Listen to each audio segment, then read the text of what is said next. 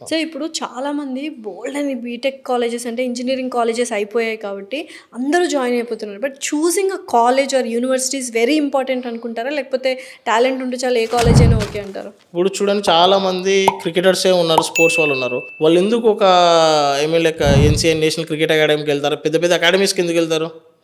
Correct. Why can't they train in local grounds?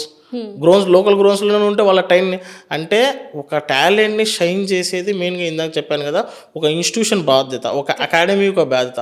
ఆ అకాడమీని select చేసే విషయంలో పేరెంట్స్ అనేవాళ్ళు చాలా చాలా చాలా క్రిటికల్ థింగ్స్ మేడం. అంటే ఓకే, నేను ఇక్కడికి పంపిస్తున్నాను, నీకు ఇక్కడ పలానా ఉత్తరాంచల్ యూనివర్సిటీ ఉంది డెహ్రాడూన్, నీకు నచ్చిందా, ఇక్కడ ఇట్లా ఉంది, ఇవన్నీ చూసుకునే మేడం. సో మెయిన్గా ఆ పాయింట్ ఆఫ్ మీద అయితే టాలెంట్ అనేది చాలా ఇంపార్టెంట్ మేడం. డెఫినెట్లీ ఆ టాలెంట్ని షైన్ చేసే థింగ్ అనేది మేము బాధ్యత తీసుకుంటాం మేడం. అంటే కాలేజెస్ యూనివర్సిటీస్ కూడా మేజర్ రోల్ మేడం. డెఫినెట్లీ లెక్క వాళ్ళు లేకుంటే లెక్క వాళ్ళు షైన్ చేస్తేనే కదా మేడం అక్కడికి వెళ్ళేది. ఎందుకంటే మన దగ్గర ఎంత సబ్జెక్ట్ వచ్చినా కానీ ఆ సబ్జెక్ట్ని ఎలా ప్రొజెక్ట్ చేయాలి, ఎలా లెక్క మనము ప్రజెంట్ చేయాలి అనే దానిపైనే ఉంటుంది మేడం. ఇప్పుడు తనకి ఎంత సబ్జెక్ట్ ఉన్నా కానీ ఈవెన్ ప్లేస్మెంట్ టైంలో కూడా 4 years తర్వాత ఈవెన్ 95-93% వచ్చిన స్టూడెంట్ని కూడా మేము లాస్ట్ 3 months 6 months తనకు ప్లేస్మెంట్ అసిస్టెన్స్ ఎందుకు ఇస్తాము అంటే ఏ క్వశ్చన్స్ అడుగుతారు, ఎట్లాంటి దానిపైన అడుగుతారు అనే దానిపైన ఎక్కువ రిలేటెడ్గా ఉంటుంది. ఓకే.